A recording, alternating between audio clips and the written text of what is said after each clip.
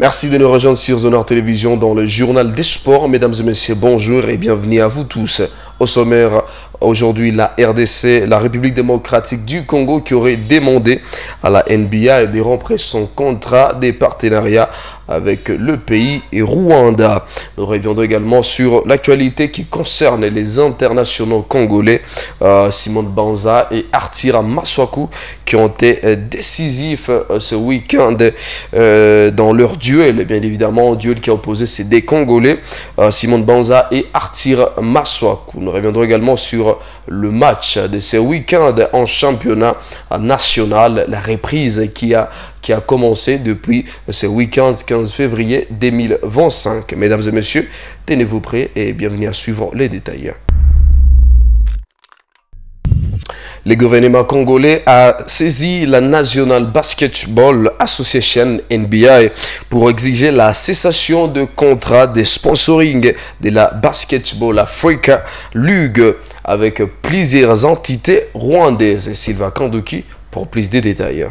Le gouvernement congolais a saisi la National Basket Association NBA pour exiger la cessation des contrats de sponsoring de Basket Africa League, BAL en sigle, avec plusieurs entités rwandaises, notamment Visit Rwanda et Rwandair. C'est suite à l'occupation des troupes rwandaises des territoires dans l'est de la République démocratique du Congo. D'après un communiqué du ministère de la Communication et Médias publié ce vendredi 14 février 2025, la vice-ministre des Affaires étrangères Thérèse Kaikwamba Wagner a écrit au commissaire de la NBA, Adam Silver, pour exprimer sa profonde préoccupation concernant la relation étroite entre son institution et les Rwandais, alors que ces derniers et ses supplétifs d'IM23 mènent une guerre dans l'est de la République démocratique du Congo, entraînant le déplacement de plus de 700 000 personnes. Comme dans la lettre adressée à Formule One, le gouvernement congolais souligne que la culpabilité du Rwanda dans ces conflits est devenue incontestable après que les groupes d'experts des Nations Unies aient révélé que plus de 4000 soldats rwandais soutiennent activement les groupes M23 dans sa campagne militaire dans la province du Nord Kivu. Et maintenant, les liens avec un gouvernement engagé dans une expansion violente, la NBA risque de compromettre sa propre crédibilité et son intégrité morale. Je propose que la NBA examine sur son affiliation avec les Rwandais et en accord avec l'engagement de la Ligue en faveur de la justice sociale et du respect des droits de l'homme, a écrit la ministre Thérèse Kaikwamba. La lettre a également souligné des préoccupations concernant les sources de financement des parrainage du basket au Rwanda, soulignant que des millions de tonnes de minéraux critiques ont été extraites illicitement dans les territoires occupés par les forces rwandaises. De manière générale, la RDC exhorte la NBA à rompre ses liens avec le Rwanda, non seulement par souci de conscience, mais aussi en solidarité avec les innocentes victimes de l'agression rwandaise en République démocratique du Congo. En Turquie, les internationaux congolais Simon Banza et Arthur Maswaku ont été décisifs dans le duel des léopards. Comme nous le savons, Simon Banza et son compatriote Arthur Maswaku continuent de confirmer leur statut indispensable dans leur club respectif. Et donc les deux joueurs congolais ont été décisifs lors de leur duel en Super League. C'est samedi 15 février 2025. Arthur Maswaku et Beskitas se sont imposés des buts à 1 avec une passe décisive du latéral gauche. De son côté, Simon Banza a marqué l'unique but de Trabzonspor. Donc Banza a mis Trabzonspor sur les rails après 17 minutes de jeu. Ce but qui lui permet de mettre en terme à une série de 3 matchs sans marquer de buts. Il s'agit de son 4e but de la saison en Super League, mais il reste distancé par Piatek qui compte dorénavant 18 réalisations. Et donc Beskitas a égalisé en deuxième mi-temps grâce à une passe décisive de Arthur Maswaku pour Rafa Silva à la 53e minute de jeu.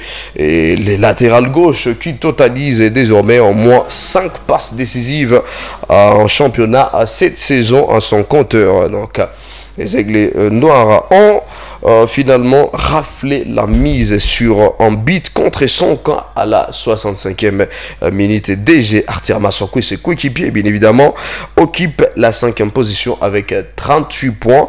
De leur côté, Simon Banza avec Trabzonspor marque l'occasion de se rapprocher du top 5 et rester à la 9e position avec 22 points simplement. Parlons également de cette actualité. Bien évidemment, le match de ce week-end, comme nous le savons, la reprise officielle du championnat national illico cash Ligue 1 a bel et bien débuté depuis ce week-end 15 février. On a assisté à de grands matchs. On a vu certaines équipes qui se sont relevées, d'autres qui sont tombées. Mais quand même, comme ces matchs en derby d'ailleurs des Kolesi entre Simba et Blessing FC, dans l'inattendu, le calendrier a offert aux amoureux du football les derby Kolesi des Kolesi. C'est dimanche 16 février 2025 au stade Dominique Djour. Après, bien évidemment, le réveil au match aller, le Blessing FC a tenu un match nul, 0 but partout, bien évidemment, face au Kamikaze pour cette reprise du championnat national illico cash Ligue 1 après une longue période de trêve qui malheureusement continue à l'est de la République démocratique du Congo suite à la situation qui demeure préoccupante dans cette partie du pays. Par ailleurs, les Corbeaux ont écrasé les Kamikazes pour lancer la phase retour du championnat national. Le tout-puissant Mazembe a livré un match exceptionnel face au Lubumbashi Sport ce samedi 15 février 2025 au stade de Kamalondo dans un duel très engagé d'entrée. Le Verrous des Kamikazes ont sauté avant la pause, avant que l'orchestre du tout-puissant Mazembe ne déroule sa partition en seconde période pour finir la rencontre avec un score significatif, bien évidemment. 4 buts à 0 pour les tout-puissants Mazembe. C'est déjà une belle lancée du côté de Corbeau de Lubumbashi. Et aussi un autre match d'IFC Saint-Éloi Loupopo avec les retours de Luc, l'entraîneur de FC Saint-Éloi Loupopo. Les cheminots n'ont pas lésiné sur les détails à la reprise du championnat parce que les FC Saint-Éloi Loupopo sont imposés avec maîtrise face à AS Don Bosco et lance parfaitement la phase retour de la Ligue en illico cash grâce à Maxwell qui marque à la 20e minute des jeux, auteur de son premier but en championnat sous les maillots jaunes et bleus. Donc, les cheminots peuvent donc attendre des pieds fermes le derby louchois, voulais-je dire, que prévu c'est dimanche prochain, un match d'envergure que tous les fans d'FC Saint-Éloi Loupopo attendent de pied ferme pour pouvoir encore une fois se relancer sur une belle lancée, bien évidemment parce qu'ils finissent de remporter les premiers matchs et s'ils remportaient les matchs suivants, c'est déjà un bon calcul pour eux.